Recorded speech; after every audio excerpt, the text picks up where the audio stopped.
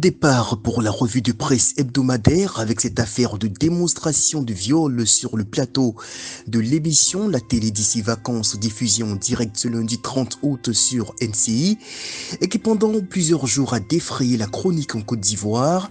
Ce fut un tollé général de toutes les composantes de la société ivoirienne, depuis les organisations de défense des droits de l'homme aux partis politiques, sur les raisons de la colère suscitée par ces séquences vidéo. La rédaction de la BBC explique que pour mieux illustrer les propos du prétendu ex-violeur, l'animateur Yves Dembella, riant devant un public moqueur, a mis un mannequin à sa disposition et l'a aidé à le coucher au sol, lui demandant d'expliquer en détail comment il violait une femme. Après la démonstration, l'invité, qui a été présenté comme un ancien violeur, a donné ses conseils à une femme pour éviter d'être violée. La femme doit éviter d'être saoule. Très souvent, lorsqu'elles sont ivres, elles ne se contrôlent plus. L'homme peut en profiter, éviter de marcher seul tard dans la nuit. Il est difficile de violer dans la journée. Si vous sortez tard, soyez toujours avec quelqu'un, a-t-il recommandé sur le plateau de l'émission. Et les sanctions n'ont pas tardé à tomber. Première sentence contre l'animateur, la haute autorité de la communication audiovisuelle AK, qui dès le lendemain de la diffusion de l'émission a indiqué dans un communiqué avoir suspendu l'animateur de NCI Yves Dembella de toutes les antennes des chaînes de télévision et de radio en Côte d'Ivoire pour une durée de 30 jours, rappelle Wakat Sera.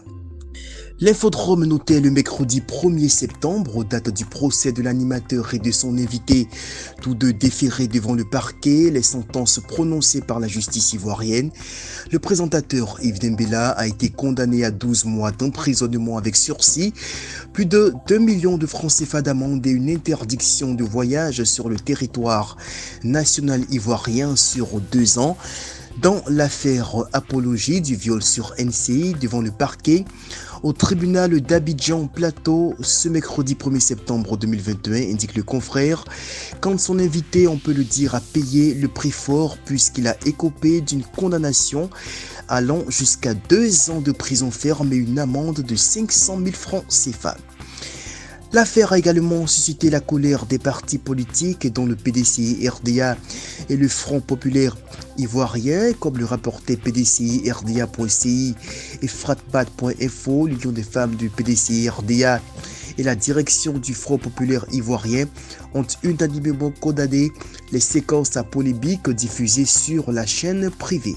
Et cette découverte d'un important gisement de pétrole brut au large des côtes ivoiriennes, l'information a été rendue publique ce mercredi 1er septembre par le ministère ivoirien des Mines et de l'Énergie. RFI précise à ce sujet que le gouvernement a annoncé une importante découverte de pétrole et de gaz naturel. Le gisement se situe à 1200 mètres en profondeur et à 60 km au large des côtes, près de la frontière avec le Ghana. Les deux compagnies exploitantes du bloc pétrolier sont la société italienne Eni et la société nationale Petroci Holding. Eni annonce qu'il s'agit de la seconde découverte en eau profonde après une première il y a 20 ans en Côte d'Ivoire. Le média français rapporte également la réaction du chef de l'État ivoirien Alassane Ouattara sur Twitter, qui saluait de belles perspectives pour la production pétrolière et gazière dans les années à venir. Ce mot de sport à présent pour évoquer la finale de l'Afro-Basket 2021 au Rwanda, remportée par les Aigles de Carthage qui ont emporté dans les airs les espoirs des éléphants de Côte d'Ivoire. Les Tunisiens ont battu la Côte d'Ivoire 78-75 en finale de l'Afro-Basket. Un peu plus tôt, le Sénégal a pris la 3e place du tournoi face au Cap-Vert 86-73, indique Radio France Internationale.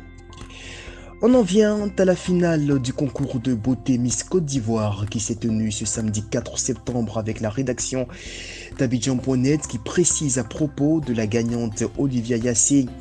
La nouvelle reine de la beauté ivoirienne est âgée de 23 ans et d'une taille de 1,80 m.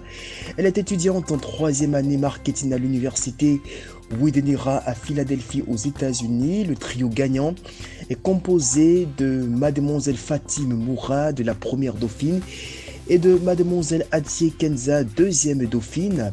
C'est le samedi 8 mai 2021 que Mademoiselle Yassé a été élue Miss de la région du Bélier à la deuxième étape des présélections de Miss Côte d'Ivoire. Rappelons également qu'elle est la fille biologique du maire de Cocody, le maire Jean-Marc Yassé.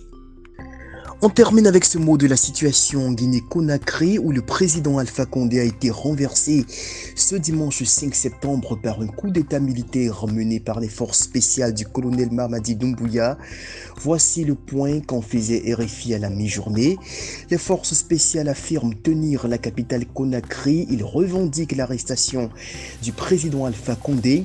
Le commandant des forces spéciales qui aurait mené l'insurrection, le colonel Mamadi Doumbouya, s'est exprimé à la RTG, la radio-diffusion télévision guinéenne. Il annonce la création d'un comité national pour le rassemblement et le développement, le CNRD.